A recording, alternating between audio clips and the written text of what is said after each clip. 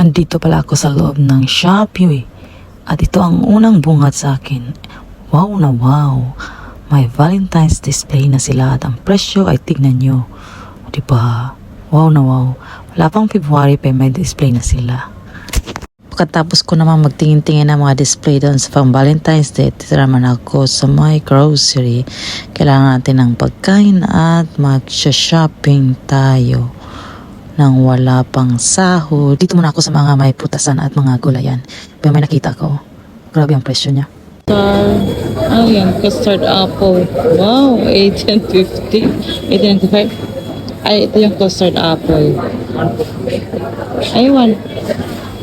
18.95. Sour soup. Ano yung sour soup? Ito ata yung sour soup. Yung abana. Ang mahal naman nun sa amin, nahuhulog lang yun, walang kumakain. Ang mahal ng avocado. 32.95. My God. I-convert mo sa piso. Wow, gold. Angkla. Gold ang price. Bongan, 6.95. Pwede na. Eto, may nakita ako. Favorite ko. Bitter siya. Murang to siya ngayon. Minsan to 10 dirham eh. At ito ang nakakagulat ngayon. Kasi dati ang presyo nito ay 95 fils lang. Pero ngayon, 8.95. Para na yung sa Pilipinas, no? Yung dati nagsistruggle yung presyo ng onion sa Pilipinas. Ngayon naman dito sa UAE, o diba? Oh, wow, nawawa ang presyo. Pero kailangan natin bumili dyan. Pero ayoko muna bumili ngayon. Wala ko pera.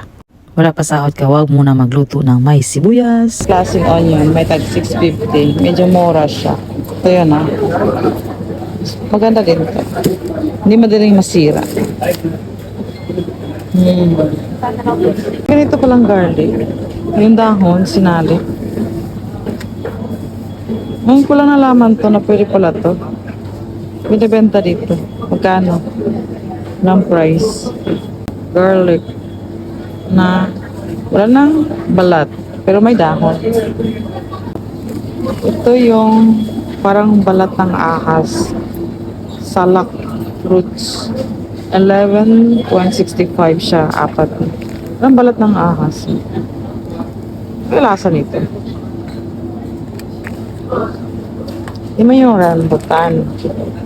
12.95. Benta ang coconut dito. Walay kagud-kagud na. Saan naman eh? Banana ang tawag nila dito. Sa atin, ano nga tawag nito? Like 10.95 yung per kg. Hindi pa siya masyadong hinog. Bakit nilagay mo sa ref? Small banana at may tinatawag silang big banana. Big banana. Kagaya po ito ng saba. Nilalaga. Piniprito, gano'n. Gaya nito, saba. Saba tag 7.95. Pangit ang saba dito. Parang walang laman sa loob. Ganyan, no? Fairness, okay lang price. Big banana is 5.95. Ah, mura.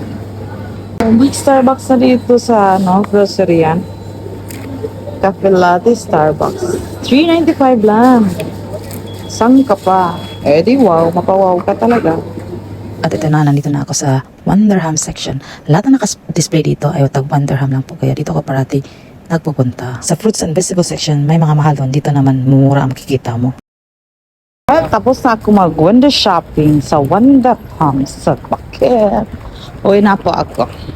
Doon na po ako sa may bus stop. Antay na ako ng bus papuntang Karama. At dito makikita mo kung anong bus ang sasakyan mo at anong oras siya darating. Ilang minutes siya darating dito sa bus stop na to.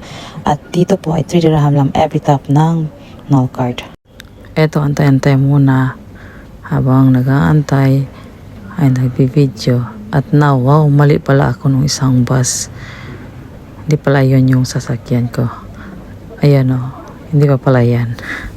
Yung sa kasunod pala. At ang layo niya. Layo. Layo na ni stop ko on my bike.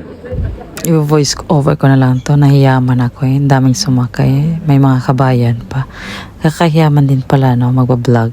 Sa pagbibidyo nga, nahiya pa ako. Wala na pa mong salita sa video ng mahiyaman eh. Wow, tawid. Jaywalking ako dyan. Malang bayad dyan. Malang fines, 300 lang. Pero gabi man, so wala nakakita ako. Ay, nakabit na naman ako.